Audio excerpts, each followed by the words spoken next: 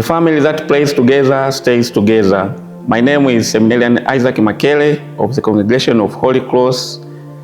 Today we celebrate the third Sunday of Lent, Year B.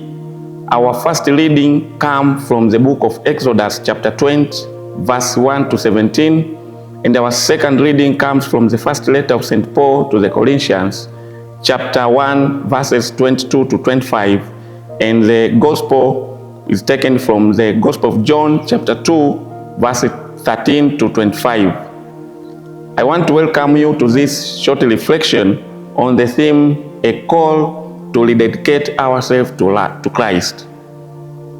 As we continue our journey this season on this third Sunday of Lent, we celebrate Christ, the fullness of the law and the wisdom of God. Today, the church calls us to rededicate ourselves to Christ, and this is because He is the fulfillment of God's commandment. Jesus was aware of the huge religious and political significance of the temple in His time, and yet He challenged it, and He challenged those responsible for it, because He recognized that the temple was not in fact serving God's purpose. And that's why we have heard from the Gospel, He commanded them, "Stop turning my Father's house into a market." My brothers and sisters, there is a big difference between a house and a market. The activities associated with the market were preventing the temple from being the home that God wanted it to be, a spiritual home for all nations.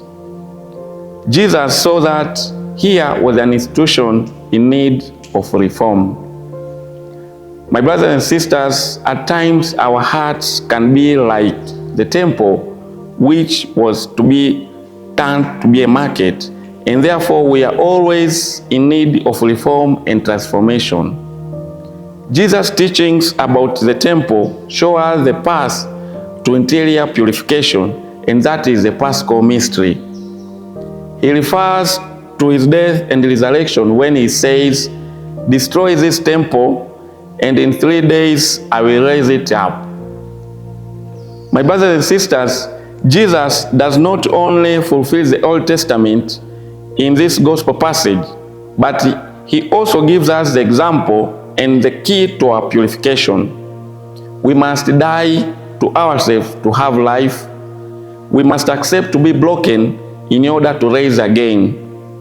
We must also accept to move away from our comfort zones in order to be new people who can bring light and hope to others through compassion, kindness, love, care, and the like.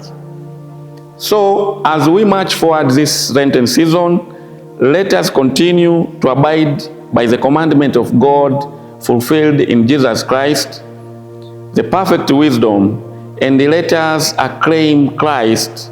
You, Lord, have the message of eternal life. A powerful tool is in your hands. I wish you a blessed Sunday.